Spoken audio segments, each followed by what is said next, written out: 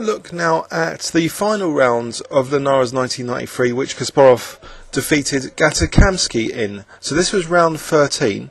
Gata Kamsky is the USA rank number 1 in 2008, ranked 15 overall in the world. Here he played against Kasparov a Sicilian defence, which would seem to be an unwise choice considering Kasparov's demolition job in the previous round against another top grandmaster. So for some reason they seem to be playing against Kasparov's strengths in these tactical sharp positions. So d6 was played here with the Scheveningen type pawn centre without the inclusion of a6. So if Kasparov wanted to, perhaps he could have tried bishop b5 check, but he wanted more than just the draw, and he ended up playing what is known as the English attack system, because it's been popularised by several top England grandmasters. So this is where white plays an early bishop e3 and f3, preparing just queen d2 and casting queenside. It's a very aggressive setup indeed. After knight d7, Kasparov now plays actually g4. So already black's under pressure. No, this threat of g5 is already unpleasant to deal with. After h6, Kasparov perhaps could have considered h4, but actually he played rook g1. And now Kamsky played queen b6. So there's a slight probability of this pin being useful for black. However, it seems in the game that after Kasparov's simple move a3, the queen seems a bit misplaced, and black could have really, tried to develop pieces more with, say, queen c7. But anyway, after knight e5, Kamsky's moving this piece now twice and is going to be 3 times soon after this bishop f2. By the way, Kasparov, he made the pawn immune, because if black had played queen takes b2, there's knight a4 here and the queen has no squares, so that a3 stops the queen a3 possibility. The queen would be trapped here, just in case you were wondering. So in the game continuation, a3, knight e5, and now Kasparov played bishop f2, so he's really unpinning now this knight. It can go to f5 because this bishop is now protected by the king. Here black played queen c7, at least trying to do something with this knight and this semi-open file to get the bishop pair from white. However, this bishop pair is at the expense of a lot of development, so Kasparov just moves the f-pawn forward, not caring about knight c4, and simply takes on c4, and then queen takes c4, and now plays queen f3. So although black's got the 2 bishops, white has a big lead in development, and still with these ominous threats, such as f5 or g5 in some variations. However, Kamsky in this position played e5. Let's have a quick look if he had just played the routine bishop e7. This is a sample continuation with the help of Ribka. Castles queenside, say castling into it. And now here, a strong continuation for those interested, I think would have been just h4, and the pawns look very impressive indeed now, with white wanting to recapture with the h-pawn after g5. I think this is the best way to carve black up, because after g6, g5, hg, hg, knight h5, now rook h1, with the idea of an f5 to try and undermine this knight, but first rook dg1 to stop any bishop takes g5s, and now finally f5 would be crushing, and this is kind of weaving a mating net by force, this kind of scenario, where white has created this form pawn on f6, and this is actually a mate in 4 by force. So this is why in this position after queen f3, Kamsky wasn't that keen to just play routine moves such as bishop e7 and castles kingside, because he would be castling into it. He played e5, and Kasparov simply played knight f5 now, still with a big advantage, at least according to Ribka. After bishop takes f5, g takes f5, Kamsky decided to use the classical idea of counter-attacking in the centre if the opponent has a flank attack. So he played d5, which liberates at least his bishop to the c5 square, which he utilised. After f takes e5 though, knight takes e4, Kasparov used a pin now. He played rook g4, pinning that knight to the queen on c4. Kamsky attacked the rook, but Kasparov simply maintained the pin now with rook h4. So this is a very nasty pin here against the black queen.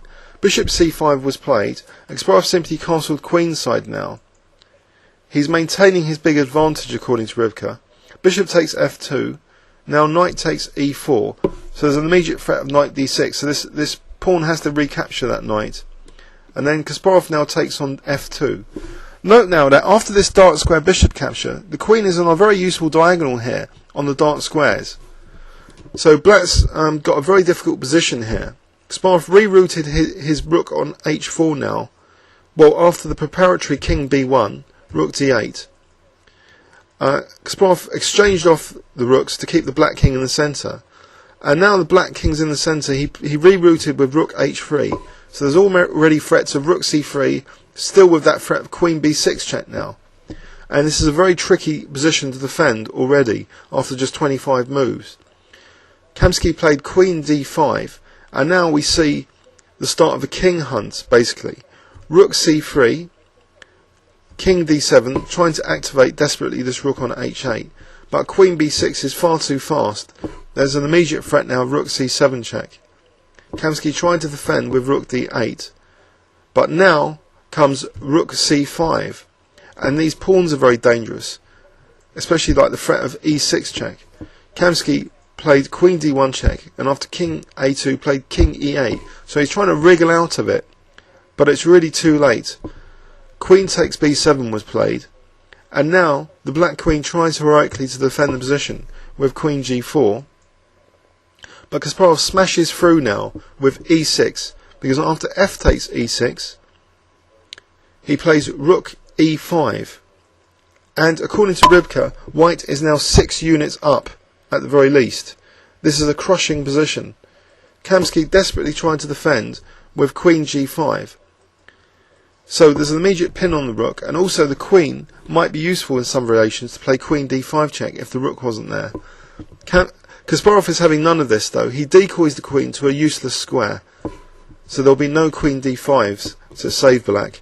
And after queen takes h4, Kasparov simply plays rook takes e6 check, and after king f6, Kasparov plays an interference tactic. He interferes the protection of the e7 square by playing f6, and now there's an immediate threat of queen e7 check, forking king and rook, as well as a threat of queen takes g7, mate.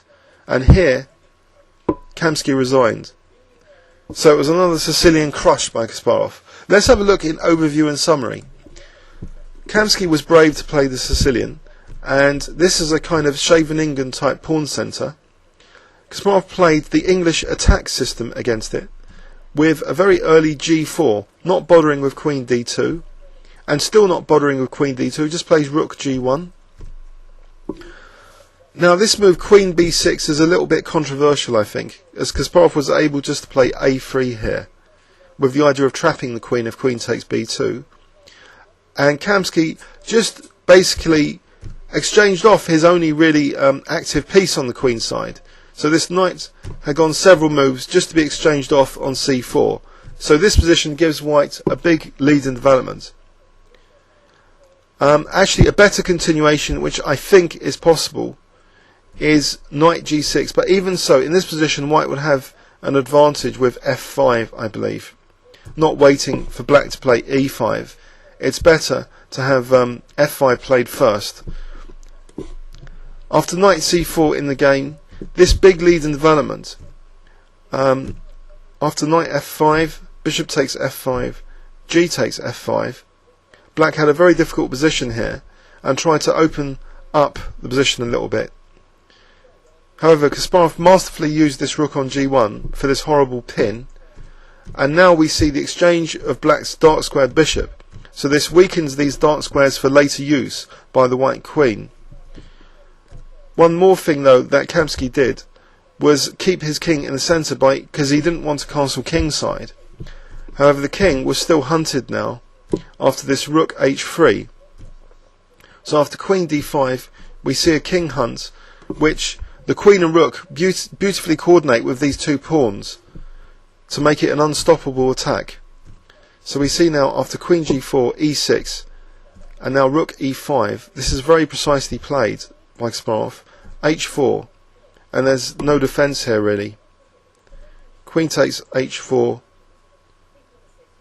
for example, if Kamsky had carried on, well, he did carry on, Rook takes E6, King F8, F6, and there's really no defence here against Queen E7 check. So I hope you enjoyed that. Please leave any comments on YouTube. Thanks very much.